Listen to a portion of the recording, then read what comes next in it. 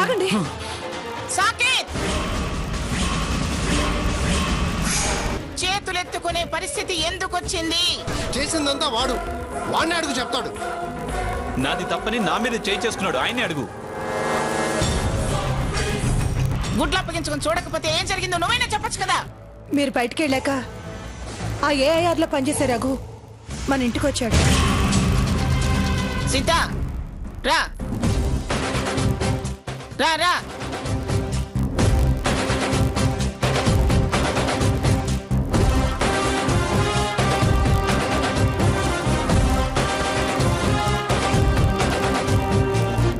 ఎక్కడికి తీసుకెళ్తుందో ఏమో.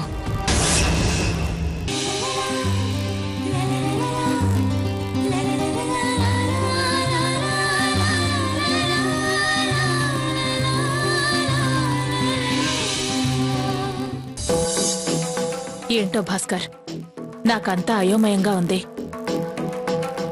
ఆ మంగమ్మ గారు వీడి గురించి ఆరా తీస్తుందన్న భయం ఓ పక్క, వాడి పరాకు మరో పక్క.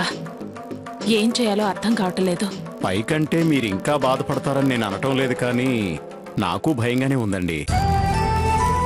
పొరపాటో గ్రహపాటో జరిగిందేదో జరిగిపోయింది,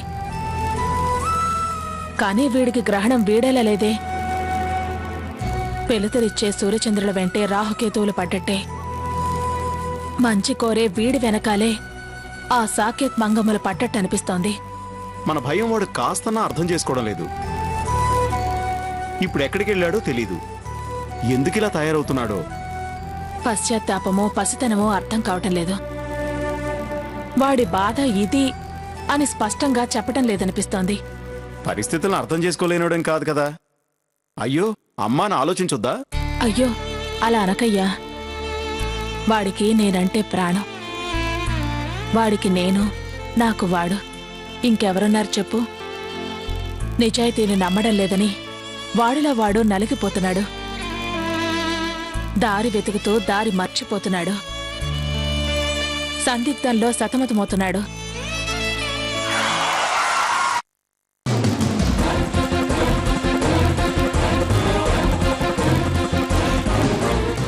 రంగయ్య, అమ్మా నువ్వు ఇక్కడే ఉండు. అట్టగేనండి అమ్మా.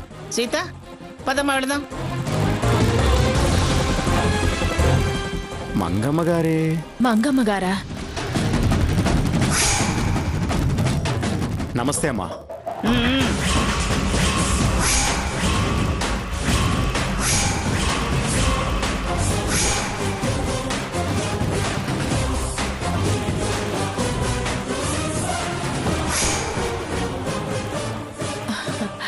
సీత,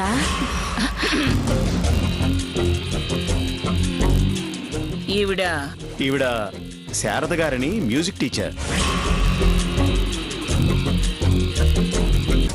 అసలు ఆ ఫోటోలు ఎందుకు తెచ్చిచ్చారో అడుగుదామంటే అమ్మమ్మ గారు ఇక్కడే ఉన్నారు. ఇప్పుడు ఎలా అడగాలి? అది తెలుసులే. మీకు ఇదివరకే పరిచయం ఉన్నారా? చీరాల్లో చూశాను. వారి చేతుల మీదుగానే సన్మానం చేశారులే. ఏఐఆర్ లో మ్యూజిక్ క్లాస్ లో ప్రోగ్రామ్ ఇవ్వడానికి వచ్చారమ్మా. ప్రోగ్రాం ఏఆర్ లో అయితే ఇక్కడుందేమిటి? బాగా పరిచయం, ఒంటరిగా వచ్చారు. సర్లే, వారెలా వస్తే నాకెందుకు గాని. రఘురామ్ అనేవాడు, అదే నీతో ఉండేవాడు. ఊరెళ్ళాడన్నావే, వాడేడి? ఎక్కడా?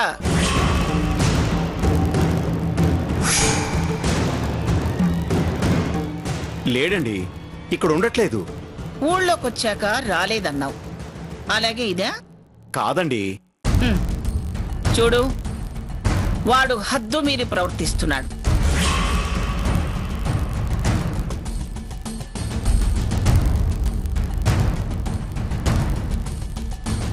అయినా అలాంటి వాడితో స్నేహం ఏమిటయ్యా నీకు?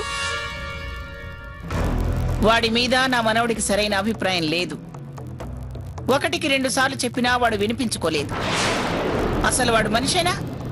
ఏం చేశాడు? నువ్వు ఏఆర్లో కచేరీ చెయ్యి, ఇక్కడ పిడేలు వాయించకో. వాడు 1కి 2 సార్లు నాకు ఫోన్లో తగిలాళ్లే. ఏదో వాగుడుకాయలే అని వదిలేశాను. కాని వాడి వాలకం శృతి మించి రాగాన పడింది. లక్ష్మణ రేఖల్ని దాటుతున్నాడు. మాడి మసైపోతాడని చెప్పు.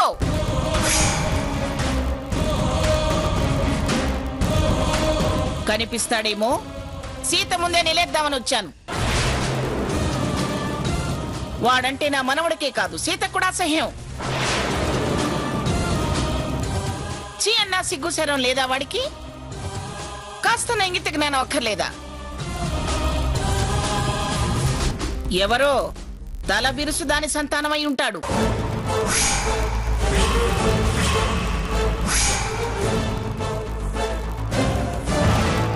వాడమ్మా బాబులకి కబురు పెట్టి అదుపాజ్ఞలో ఉంచుకోమని చెప్పు.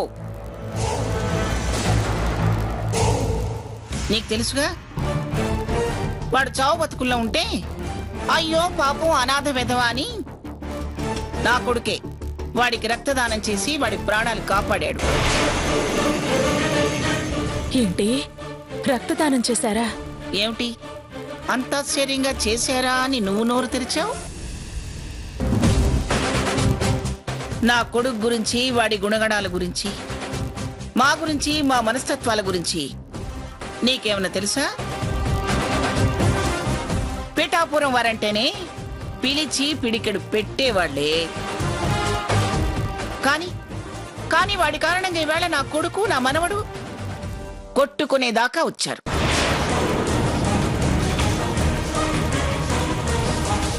చీ పోరా, నీ నీడే పడకూడదు అంటే ఏకంగా గోడ దూకే వాడింట్లోకి వచ్చాడంట. నా మనవడు తన్ని తరిమేస్తే పాపం అని అడ్డుపడ్డాడని వాళ్ళు తన్నుకుంటున్నారు. నేను ఆ సమయంలో ఇంట్లో లేను. నేనుండగా వచ్చుంటే జైల్లో పెట్టి లాకప్లోనే క్లోజ్ అయ్యేలా చేసి ఉండేదాన్ని.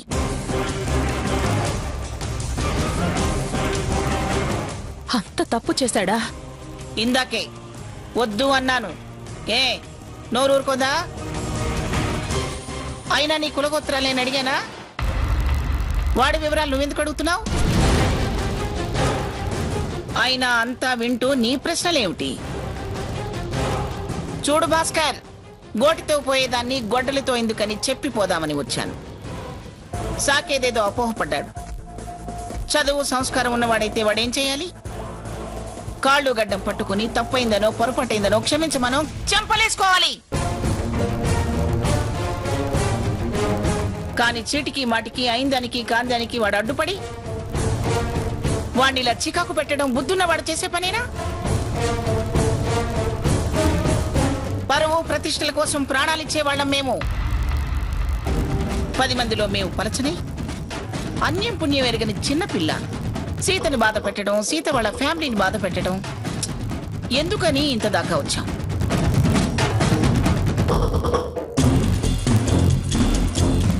లేకపోతేనా వాణ్ణి 10 మందిలోకి లాగి చెప్పు దెబ్బలు కొట్టించేదాన్ని.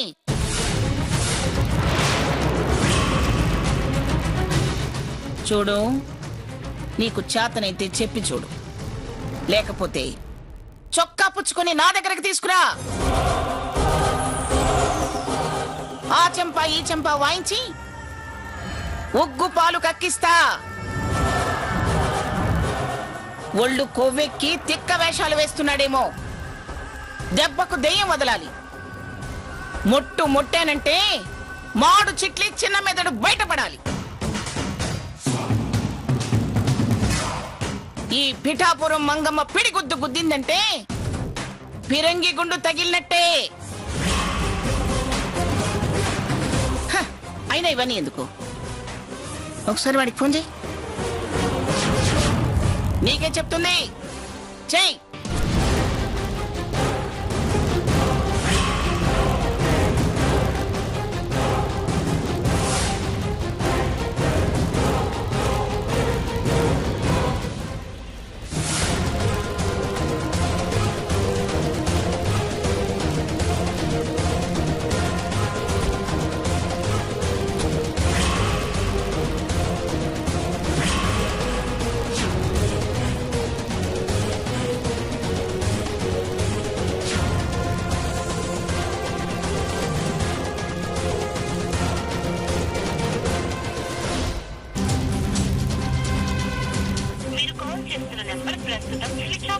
ఏమిటి?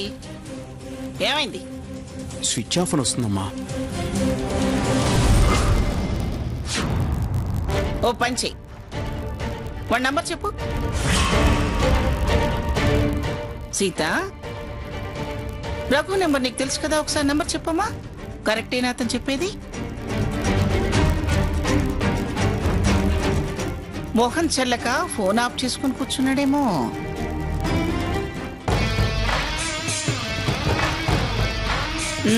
పద సీత, చూడు, వాణ్ణి నా దగ్గరికి తీసుకొచ్చే బాధ్యత నీదే.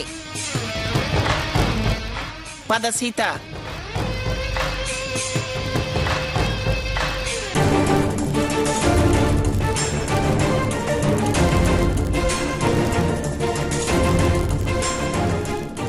ఏమండి, అసలు మీరు మా ఇంటికి ఎందుకు వచ్చారు? ఆ రోజు ఆ ఫోటోస్ ఎందుకు తీసుకొచ్చారు? అతనికి మీకు సంబంధం ఏంటి? ఎవరొచ్చిచ్చారనేది ముఖ్యమా? సీత,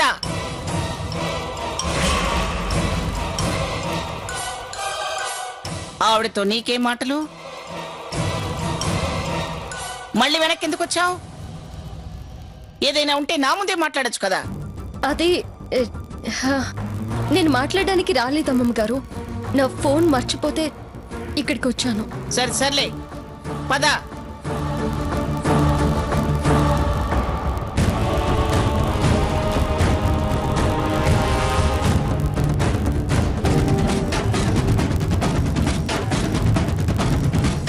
దానికి నాకు సంబంధం ఉందని ఇదేమన్నా గ్రహించిందా?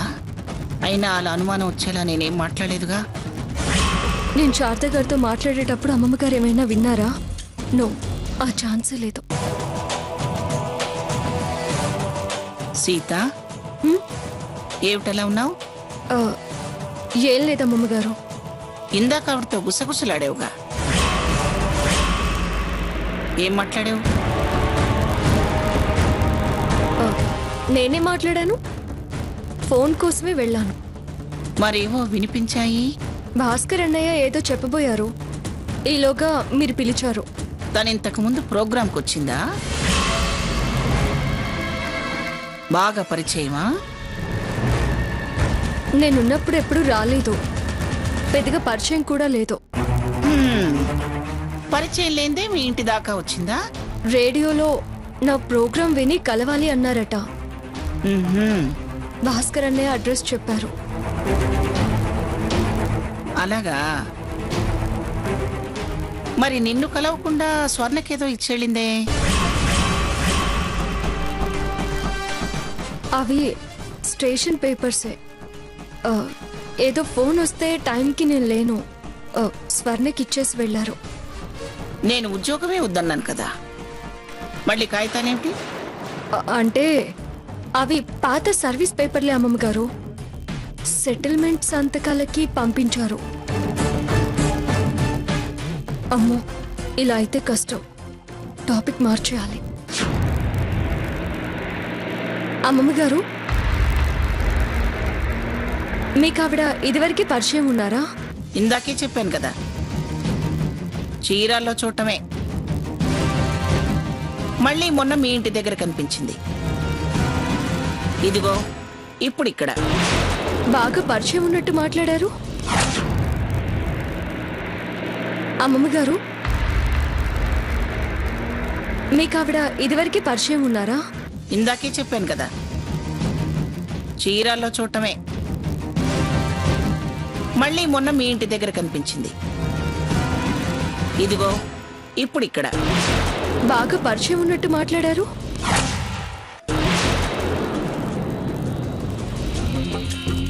కొంతమంది అంతేలే, ఏదో ఒకటి అలా వాగుతూనే ఉంటారు. మీ చిన్న బామ్మలా. కానీ ఇక వదిలే. అనవసరమైన వాళ్ళ గురించి మనం మాట్లాడుకోవటం, ఆలోచించడం వేస్ట్.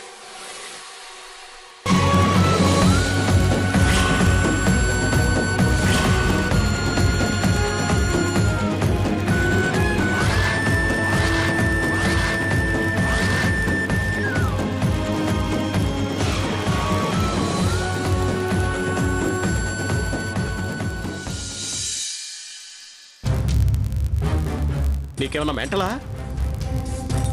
నువ్వు వాళ్ళ ఇంటికి వెళ్ళడం ఏంట్రా? పెద్ద హీరో అనుకుంటున్నావా?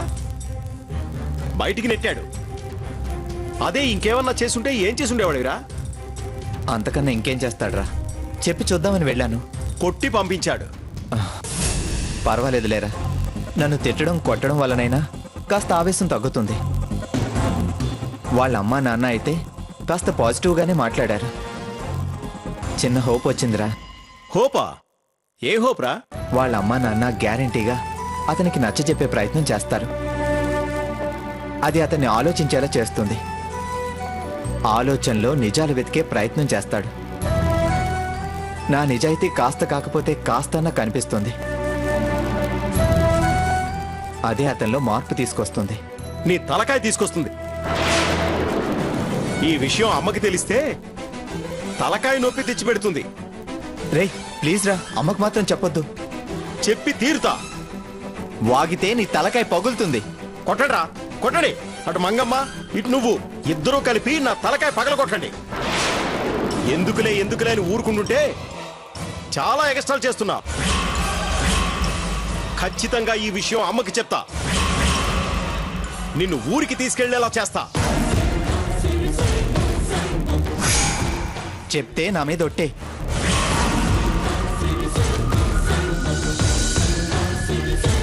రఘు,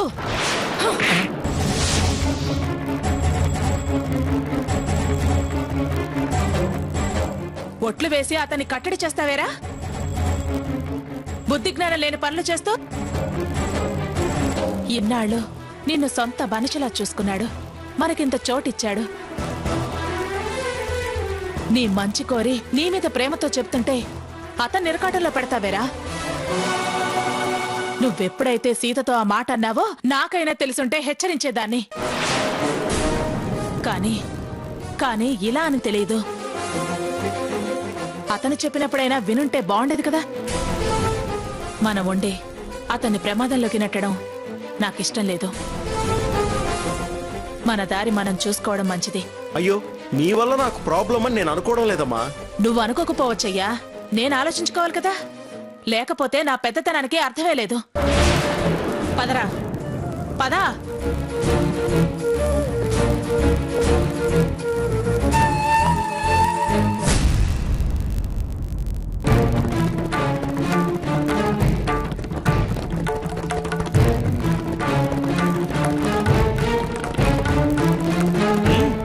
అడగండి.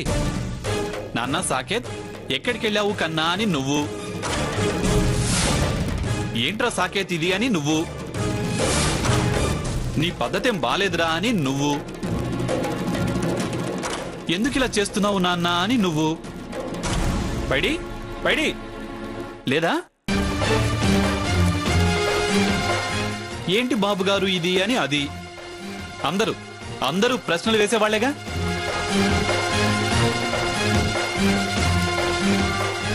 పరిష్కారం చూపించే కెపాసిటీ ఎవరికన్నా ఉందా? లేదు. ఎవ్వరికీ లేనప్పుడు అడగడం అనవసరం. ఈ ఇంట్లో నా గురించి శ్రద్ధ పెట్టేది, బాధ్యత కలిగున్న మనిషి ఒకే ఒక్కరు.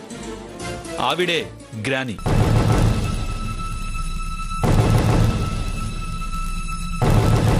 కానీ గ్రాని కూడా నా ప్రవర్తనని తప్పుపడుతుంది.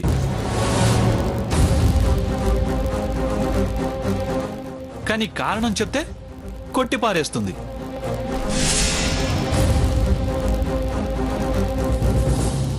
అది ఎక్కడెక్కడ తిరిగి నీ కోసం నీ మేలు కోసం తాపత్రయపడుతుందో నాకు తెలుసు. ఓ అలాగా, సరే గ్రాని వదిలేద్దాం. నా కోసం మీరేం ప్రయత్నం చేశారు తాతగారు?